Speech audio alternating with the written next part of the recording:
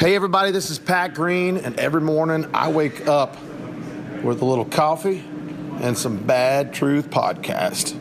Keep it right there. From the distinguished Yellow Dog Studios in the heart of Wimberley, Texas, you're listening to the Bad Truth podcast with your hosts, Michael and Adam. I think fear, or the nerves that you get, they're basically the fear of mistakes, fear of not being liked, actually, fear of what others think of you, your playing, your band, and if you're the artist, probably your performance in the very songs that you play. But this doesn't have to be, because only you can change this perception that can lessen your performance.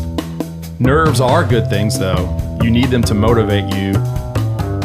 It does show that you care to perform your best, but if you have too much, it can hinder even the most talented musicians. So what can you do to control these nerves before and during shows? Can you, Adam? I don't know. What can you do? All right. Well, you have these things here. You have things that you can control, things that you can't control, and things that you have some control, but not total control. All right. So let me back up here. Okay. So the first thing you have to do as a musician is you have to get you have to have a purpose. You have to have a clear purpose of what you're doing. You have to get to a point of performing or playing in a band. You have to define what your goals are before you do all this. So you have to practice the right way. We'll just call it right practice. Yeah. So you have to learn the tools of the trade, obviously. You have to eliminate all the obstacles in your way. And you have to have the discipline to always be improving and do the hard things. So, all right, so what does that mean? So what that means is that it's Friday night. All your friends are about to go out, but you need to practice, and you want to practice. And so you're tempted to go out. But you know if you go out, you're going to be drinking, and that's one less day that you can practice. So especially if you're in school or music school, that's the only time in your life that you're going to have as much free time. Yes. So you're going to have obstacles that are coming your way, and you're going to have to make sacrifices for this. You're going to have that. This is like the golden time to practice and get better and to do the things that you have to do. And that's the obstacles. You're going to get those. Hey guys, come on, let's go out, man. We're going out. Or hey, you've been practicing all day. Come and do this. And that will take you away from your ultimate goal. All right. Because that probably happened with you in your early days, I'm sure. Oh yeah. So there's sacrifices that you have to make to achieve these goals. Of course, you got to practice the basics, lots of listening to all different kinds of music, and you have to do some reading and developing techniques and stamina, of course. Try playing some of those old Led Zeppelin songs on bass. You're playing the same thing over and over again. That's your stamina right there. When you practice new things, instead of always playing things you already know, you only get good at that, playing the things you know and not the things that you don't know. So you want to make sure when you practice, always find time to practice something different, something new. It's very important to get good at performing in front of others versus getting good and practicing by yourself. So always find opportunities to play in front of others. That's the best you can do. Playing by yourself, practicing by yourself is good up until a point, but sooner or later, you're going to have to find time to do that. All right. So now you have to define these goals and practice the right way, and you have to be willing to sacrifice the things to get on your way. This is having some control, but not total control. So when you're performing shows, this will eliminate some of those debilitating nerves that harm your playing. If you don't know where you are in your progress, you don't know where you're going. This is when you see musicians who get lost on a song. They don't know where they're doing, or they play above their skill level, and it's sloppy and it's visible, and they're not ready for the next level. All right, so now you have things that you can control. You can control how you learn, how you practice, the time you spend learning your craft and doing all this the right way. The things that you don't have control over is your body. Sometimes your hands are just going to do weird things. Yeah. Your brain is going to get lost sometimes. You're going to get distracted. But more importantly, you can't control the crowd, others' opinions, the sound out front, the size of the crowd, and if they even like you. You have no control over any of that stuff. Yeah. So if you don't have control of that, then don't worry about that. And that leads to some of the fear and the nerves that you get, because it's not about what you can play or how you can play. You're worrying about all this other stuff that you have no control over. So if you can try to eliminate those things that you don't have control, get it out of your mind, then you'll be able to perform as you should or as you've practiced. All right. So really the fear, the stage fright, and nerves, they're really out of your control. So I like to call them externals. Just give that a name. Nice. They're externals. Yes. They're not within you. They're things you can't control. So yeah, don't worry about them. So if you do your best, that's all that you can do. Because there's even experts or professionals, they all have bad days. Yep. Even pro athletes, the best athletes, don't win every game. So why do you expect to play perfectly every show? You're putting pressure on yourself for that. So again, that's no concern, and you just want to do your best and continue to grow as a musician. That's all that you can really do. So don't concern yourself with these externals, which you have zero control over. So in life, it's a life lesson here. So in life, basically, you have to figure out what you have control over and what you don't. These are the things that you have to try to identify. And that just takes a while. It takes a while to do that. So that's all I really have to say about fear, of what I think it is and how to overcome it by eliminating those things. But first, making sure that you're doing everything you have in your control to be the best musician you can and to take it serious. Yes. And go through those obstacles. And we talked about this before when I was joking about my negative visualizations, how I like to start the day. That's what you should also do before shows. Visualize what could go wrong and what can happen, and it'll just prepare you a little bit more, and it'll take the sting out of the perceived bad things. Perceived bad things. Sometimes it's not always bad. It's how you perceive it. It's just how you perceive it. Yep. Exactly. So when you realize you have no control over these external things, you will worry less about them, and you'll be better able to deal with what comes your way, good or bad. All right. I like that. What do you still have fear on stage? It may not be stage fright, but do you still have a fear inside you when you walk on stage? No. But sometimes you will get what's like a butterfly, maybe. Yeah. But not so. I think, even if you played a song 1,000 times, you will daydream at one point, or someone will distract you, or you'll stare at someone more than 3 seconds, and you'll instantly forget where you are, because at that point it becomes muscle memory. You're not really thinking about the chord progression or the notes you're actually playing. Your hand is just moving on its own. And those are the times where you might get lost for a second, and then you will get better at just playing. Even if you made a mistake or played a wrong note, you'll still be playing. You won't freak out and nothing happening. Yes. You'll something will be going on, and you'll get better at covering mistakes. And that's the best you can do. But you will lose control. Like I said, you can't control your body. Things will happen, and with practice, that becomes less and less, and you'll be able to get back on track faster than you would have when you're just thinking the other way, thinking about what people are thinking about you, the guys that came to see you,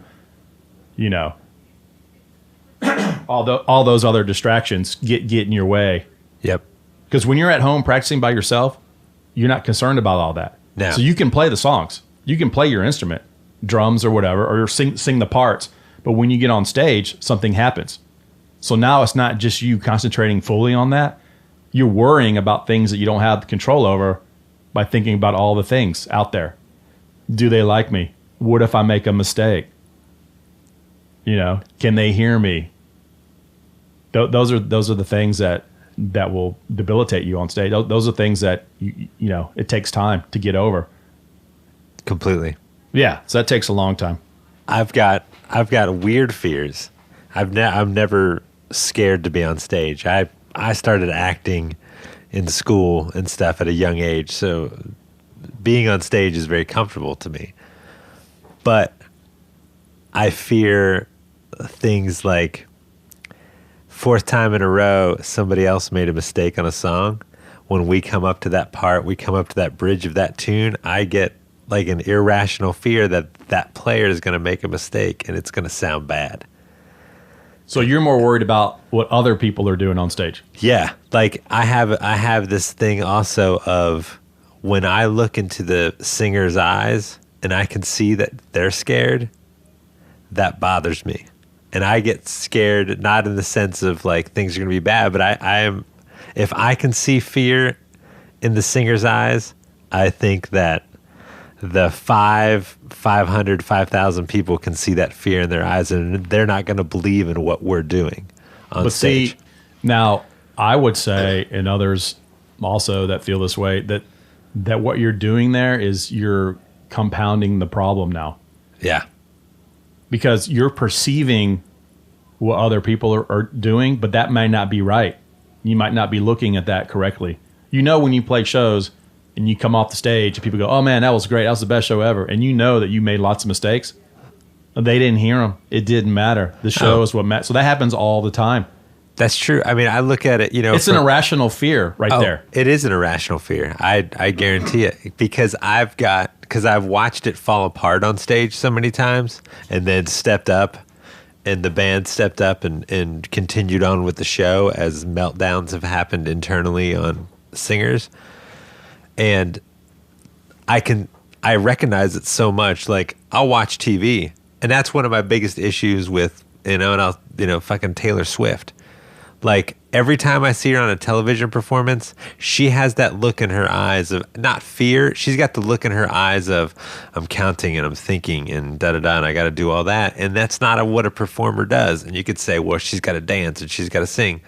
Well, so did plenty of other pop stars do that. And they don't look that way. You don't see an old Britney Spears act and see her thinking about it, And I see that, and it bothers me, because I'm just like, you're not cut out for it.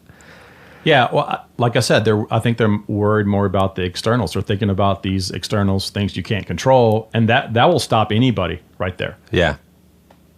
I don't care who you are. If you got all that other stuff going on in your mind, you're literally juggling two things at once. You know what my other irrational fears are? Are walking off stage and having to talk to people. Really?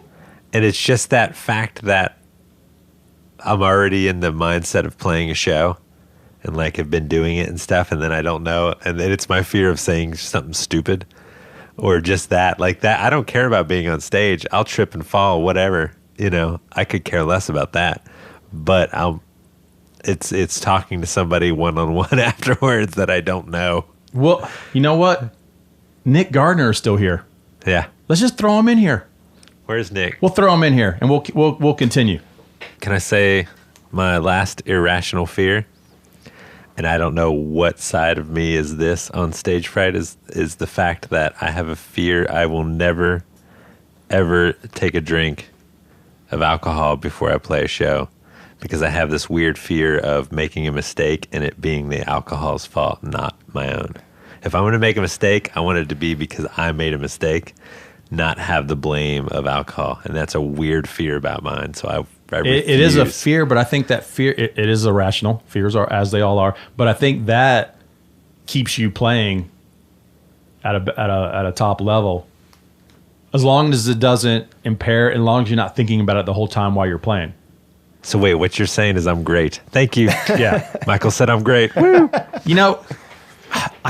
I've never met anyone that truly had stage fright. Even when I was in a speech class, I was in a business speech class in college, and someone went up there and they totally like bombed after like they couldn't say anything. And then I found out that the guy was dyslexic and he was having a dyslexic moment, so he couldn't read all his cards. Ooh. And so the teacher's like, "It's cool, and he just actually left the class. He didn't even go sit back down. He just got out of there. Oh, wow. So I don't know if that counts as me witnessing somebody having stage fright, but I don't know. I never played and all the notes flipped around on me, because that would be weird. But I think what you're saying is, I think if there's going to be nerves or fear or stage fright, I think alcohol has a lot to do with it. I think the more you drink, the more you'll freak out on stage, probably. Yeah. And not in a good way. I don't know. What about you, Nick? Yeah, I think alcohol is it becomes like a dependency too, which is a very slippery slope. With a lot of people, they're like, oh, I have to have 2 beers or 3 beers or 4 beers, but it's like, well. I call BS on that. Yeah, exactly. By the way, Nick was still here, and so we just snagged him before he left. I'm back. He's back, baby. Have you seen guys in Berkeley when they go up to do their little recital things flip out? No, I've never really witnessed like a meltdown per se. I mean, I've had moments myself where I got very kind of clammy and just, but like that would make me freak out. I wouldn't like, I'd be very uncomfortable if I saw someone doing that. Yeah. I think my audition it was like a scholarship, some sort of audition I had to do when I was like 18. That was probably the most nervous I've ever been playing. It was just. Let me ask you this. But I got through it, I didn't like have a meltdown. What were you thinking about while you were playing? I don't even know. I think it got to the point where I was probably so nervous. I just like, it just. What do you think? What were you nervous about? I was out of my element. I'd never done this before, You thought you were out of your element? You believed you were out of your element? Probably so at that time. I think I like maybe didn't think I belonged there or something. Did you practice? Yeah, too much probably. You thought you were prepared for this? Like you practiced, you thought like, you know what, I did the best I could do. Yeah. Being prepared for this? Mm-hmm. So what do you think added to the nerves if you thought you were prepared? Well, it wasn't like a specific thing. I had to prepare my own thing. So that kind of made me nervous. Like, is this going to be something that they are into, or is like, because it was very open, like, oh, just bring a piece in, I'm like, what the hell does that mean? Like, So you weren't very confident in yourself for some reason? Yeah. I think even though that you thought you were well practiced and prepared, you still didn't. I was well practiced and prepared on the piece, but I think I was nervous about like, is this gonna translate, and I think also like my big thing is always leading up to the playing. It's not the playing part. It's like your head starts. I think there was a dude in the room who I thought he was like auditioning too, but he was already a student, and he was this ridiculous jazz player. And he's just like sitting on the couch leisurely, just like shredding ridiculous scales. And I'm like, oh my God, this guy is who I'm like have to audition after. It turns out it wasn't. But like, so I started creating these fears, in my head. And that's what I was talking about before you left. I just gave like this really wordy, nerdy speech.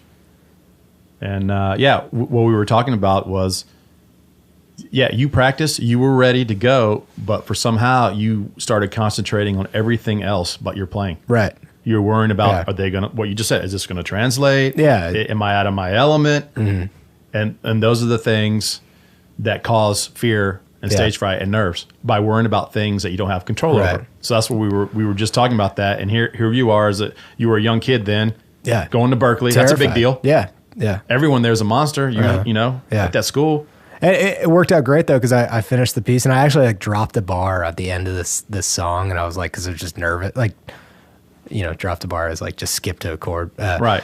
You stopped early. Yeah, and the guy, they were so casual. Like the professor was like, he came over and like slapped me on the knee, and he was like, "That was great, man, cool." Like he was, and I finally just relaxed after that. I was like, okay, this isn't going to be this thing where it's like an interrogation. They're just, they weren't gonna like, you weren't good enough, so we got these guns ready. You want a blindfold, or do you want exactly? But it's the irrational. You just start playing in front of Huey Lewis and Back to the Future 1. No, it wasn't the Blues Brothers.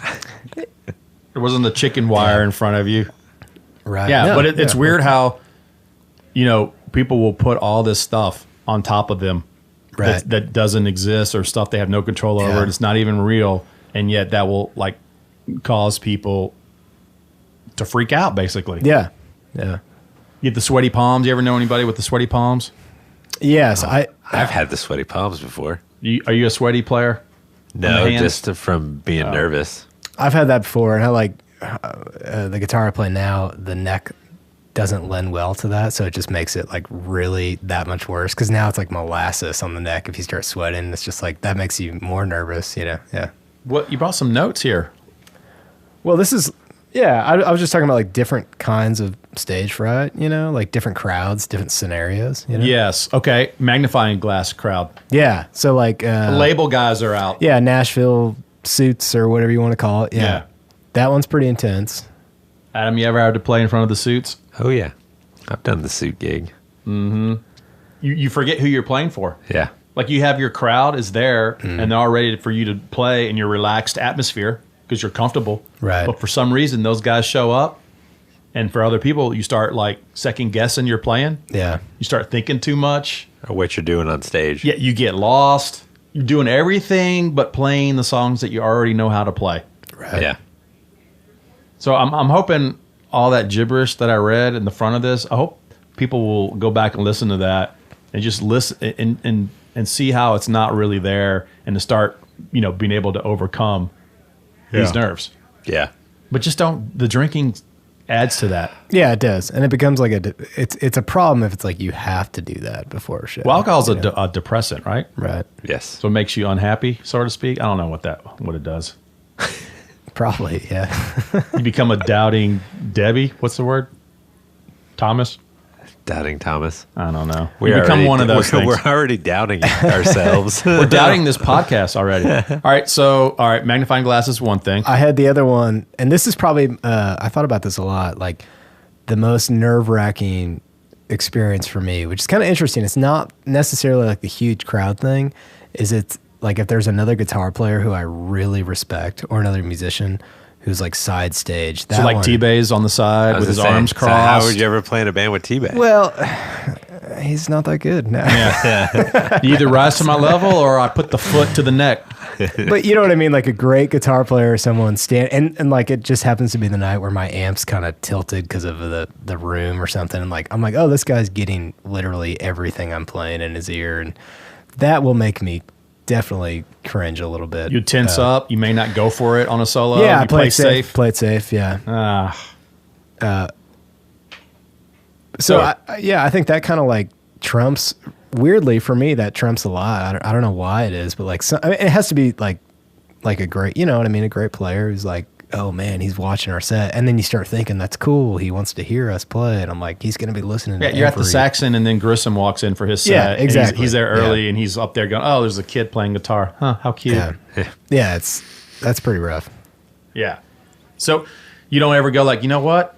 That some dude just walked in here. I'm going to just like destroy these songs. Sometimes I do, yeah. Like, but that's immature though. That's taking it the other that's way. That's the opposite of stage fright. That's where it's like, I don't care about any of these songs. I'm just gonna play about me right now. Yeah. More often than not, it's better to like be mature. Actually, I've had good players come up to me when I took the back seat a little bit on my playing. They were like, "Oh, this guy, no, he's not just up there. Look at me. You know that. You got self control.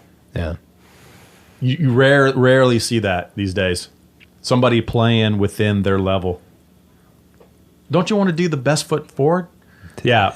I don't know. It's always about the song. It's not about you. It should always be about the song. Yeah. All right. How about it's is it a small crowd or a large crowd? What makes you daydream more? So that's a new one for me. We've been doing a lot of like small crowds, but listening rooms, which is interesting. It'd be like you hear everything. Be 50 people, but like I take a solo on a ballad or something. I'm like, oh shit, they're like hearing every note. And so I think that's more nerve-wracking than 500 people at Midnight Rodeo Amarillo. Rest in peace. So, what about an older crowd versus a younger crowd? That's a good question. I think the older crowd, they're probably going to be listening more, so that might be a little more intense. I always like. It didn't make me nervous. It just made me angry. It's when family showed up. Family's a tough one. Yeah, I wrote that on my notes. It's the biggest distraction of all. Yeah.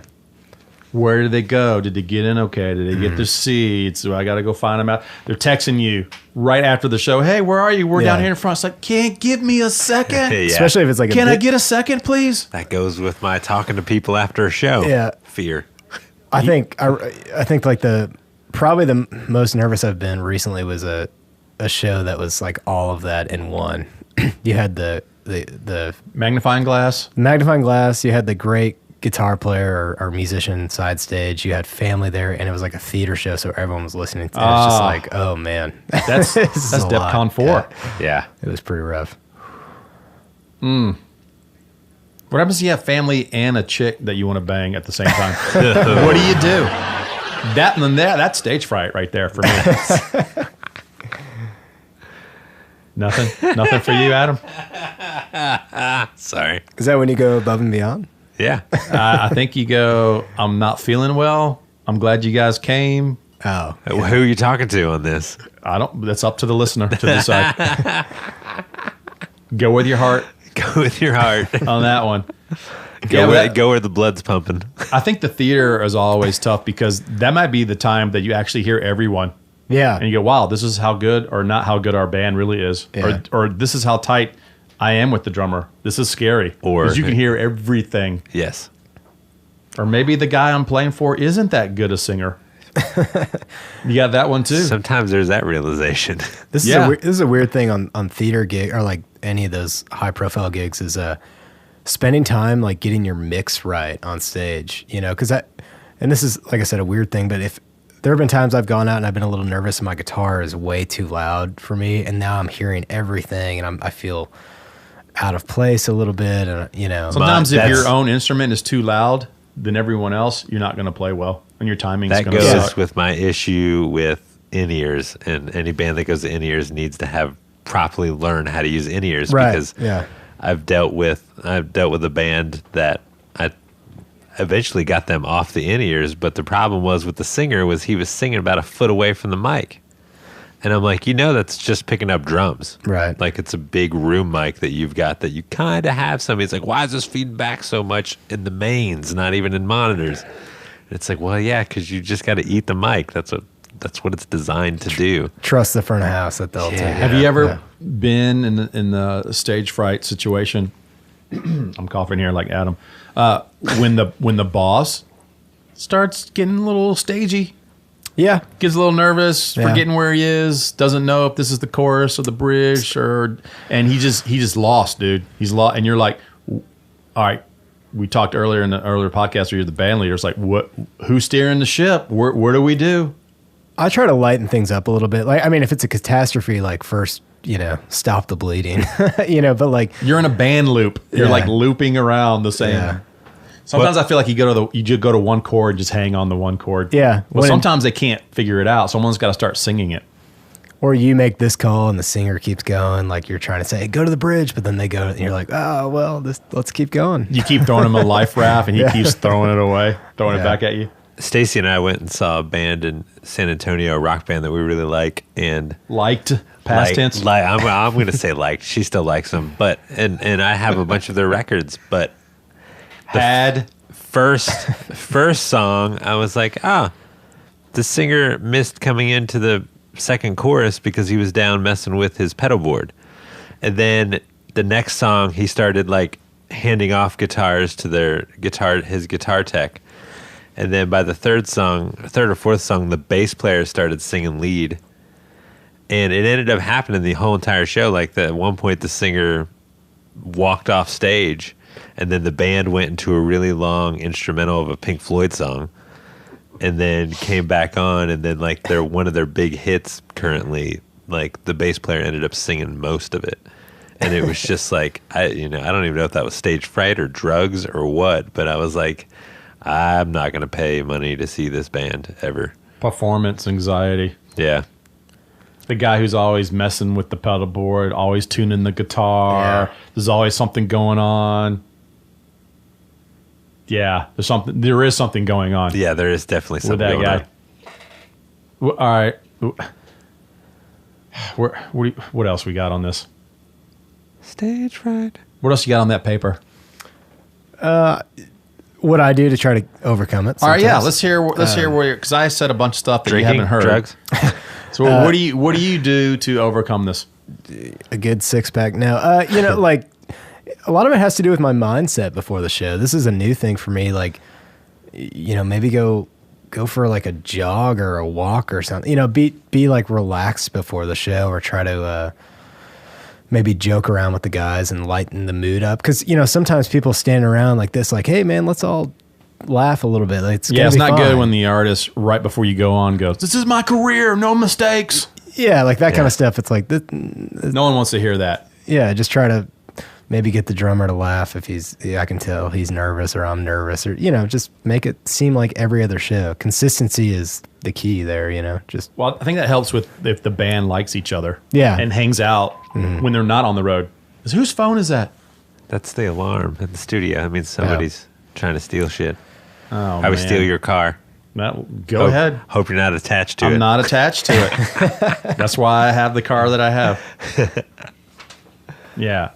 What do you got? oh, like thinking too much too. That like if I practice a bunch, like if I'm going through a phase of practicing a bunch, I'll notice I'll get more stage fright after that period, which is a weird thing, but you get too like internal, you know? You're like, oh, this lick I've been working on, I'm going to try it. And then you start. And if it's not right, you just, you go crazy about it. I think when you like have prepackaged licks that you're trying to throw in, that's dangerous. I think if it just doesn't come naturally. Yeah, I'm way on the other side. I like to be more improvising on that kind of thing, or just like let it be a little more loose. Well, you teach lessons too. You teach guitar lessons. I do, yeah. I've taught bass lessons. Adam, have you ever taught a bass lesson? Yeah, that's another thing. It's like I always tell students, look, I'm teaching you all this stuff right now that you want to learn. Don't do it at your gig this weekend. Don't do any of the stuff that I taught you right now, because you will play terror. This will be your worst gig yet if you start incorporating this stuff in. You got to let this stuff, got to put it in the oven for a while. You know what I mean? Let it cool down. That's always a big mistake right there, trying to throw in your prepackaged licks or something that, because you spend the whole show trying to, let me throw this in, let me throw that in. You don't really know how it works, and then you'll just mess up. Right. You'll ruin your show, and then that'll compound nerves. How about you toss in the rat notes? I think like focusing on just trying to have a good time and appreciate like playing for the crowd, and like not being so internal and like worrying about mistakes, you know. Like I've had guys who are like count mistakes. I'm like, don't. You have guys that never count mistakes. I've met guys who've done that. And it's like it's ironic when you stop doing that, you're going to stop making mistakes because you're not focused. You know. That was Buddy Rich counted mistakes of other players. Yeah. It was like Prince too. We knew that Ike Turner, right? Yeah. He used to deduct the dancers who were messing up. Well, and the band guys.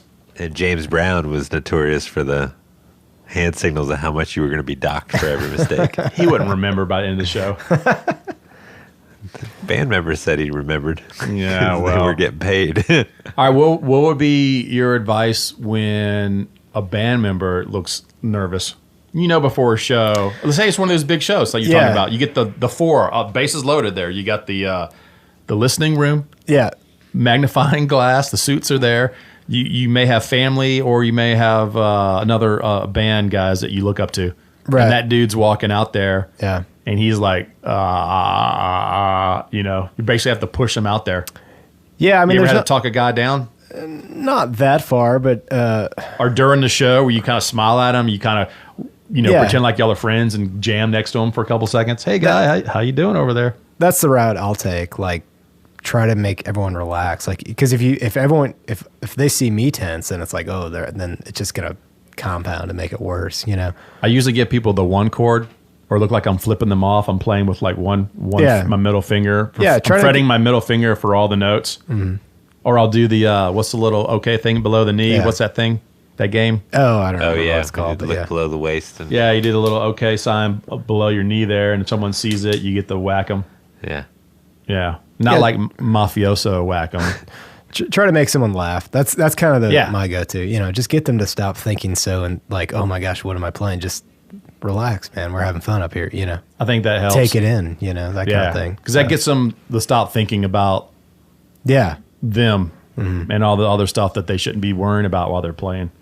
It's tough to do. Sometimes I'll say like focus on someone out there in the crowd that you can kind of stare at. I made a guy do jumping jacks once before a show because he was just like walking around. You made a band guy do jumping jacks? Not like do them. I was like, let's do some jumping jacks. You know, just get the blood flowing. That's it. Dude, that's some band leading right there. Wow. Yeah, that's Band of Brothers right there. Yeah, I was like, you know, let's have fun. You don't want a guy like shell shocked in the foxhole. It's not going to help anybody out. No one wants to die. No, right? You got to get this guy into the game. Yeah, dude. Just, you know, get that blood flowing. Holy schmoly! Wow. Made a guy do jumping jacks. I wasn't like, give me 10. It was like, hey, let's do this right now. Deep knee bends and some lunges. And it was more like a joke. He was laughing. That was just the point. Was to wait. Did you do the jumping jacks with him? Yeah. Oh, I was like, loosen up. You know? Was it one-on-one or the whole band? I think the whole band came over. I was like, let's all do it. It's just right before we got.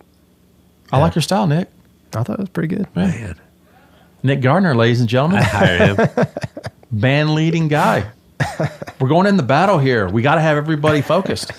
Jumping jacks, 20 now. We're going to start doing jumping jacks before we record Bad Truth. We needed to do one before this one. I could do some jumping jack. My leg, I've been bouncing my leg up and down. Means I didn't use enough energy today. My body's trying to get the rest of the energy out. Really? The nervous leg thing? Yeah. You ever see guys like in a restaurant, a bar, and their leg is just flying, dude? Yeah. Yeah. My grandpa was one of those guys that just always. You probably need to do some exercise. Right. All right, what else you got there? Because I think we've probably cleared. I was going to wrapped say this one that's up. really about all I have. Yeah. So We what's covered your it. advice to someone that you got? Say you hire a guy, he's a young dude, but he's really good, and you know you're playing big shows he's never played before. Would you even say anything, or you just do what you do, just try to make him as comfortable as possible without actually saying anything, calling attention to the gig? I think I'd probably, try You're to. not like, hey, don't embarrass me out here. No, I no. brought you into this. I'll take you out of this. Never go that way. I try to downplay the gig and then kind of feel it out, see if they're that nervous. I've been surprised by people too. Like young guys will play a huge gig and just crush it. I'm like, well, cool. They just, they don't have. I think different players are, some people freak out, some don't. Wait till you do your national TV or a local news TV thing live. Wait till that happens with the band. My Fox Austin. Yeah. Yeah. Wait till Wait till that happens. Oh, I've been a part of a train wreck on that before. A train wreck? So no. have I, dude. It was pretty bad. Yeah. I've been a part of one of those. A live TV train Yes. wreck? Oh, the humanity. Oh, it was a bridge that half the band went one way, and me and the drummer and the piano player went the correct way. There's only one way on the bridge. It's forward, dude. You can't go anywhere else. If you go left or right, you're in the people water. dove off the side Yeah. Oh, no. on live television. It's like a Wall Street crash. That's terrible. Yeah. I don't by want to Fox. see that ever. Is that No. wait, is that on YouTube still? It might be. Who knows? It was years ago. I think the one I was on got taken down. Like I think the manager of the band like Had called to take it got down. Well, the mix was also terrible too. Which Oh, blame it on the mix. It yeah, of course. But it was like literally was never the artist's fault for No. screwing his own song it was up. like hi hat, wait. fiddle. Was it the artist that messed up? Yeah, forgot a lyric. Oh. Yeah. And then everyone just went their separate ways. That I mean, goes- during the song, yeah. Yeah, that sounds like a bunch of hired guns, young hired Oh, man, guns, yeah, and no this one was- knew how. Everyone was trying to save it their own way. Yeah, it was pretty good. I'd love to see that. It is uncomfortable to see that, though. I actually tried to pull it up the other day, and I think it's gone because I wanted to. It's been like 8 years since that happened, and I wanted to see it. I can't believe he even would admit to that at this point. Oh, whatever. All right, you Things got anything happen. you want to? If anyone wants guitar lessons from you, Oh yeah, I mean, sure. Just, they can find you on the social medias. yeah, Instagram. You can do the direct message. Yeah, absolutely. DM me. Yeah. All right, this is just a little short one about just a topic, dude. Just another topic here. I'm glad you stuck around for this. Yeah, thanks for having me. I thought it was a cool topic. Yeah, if anyone wants guitar lessons or think they're better than Nick, just Call me. what do you charge for guitar lessons these days? Is it depend? It depends. Like if they're from Lake Travis, you might up it up a little bit. If they're, do you prefer to go to them or them come to you? Is this a podcast on lessons? We should do a podcast on lessons. All right, let's just save this. Don't answer Okay. any of Yeah, that. don't answer this. I prefer 'cause not to answer any of that. But We yeah. will have he doesn't want to give his prices because then people will be like, wait a minute. Promo sapien. Okay, we're done.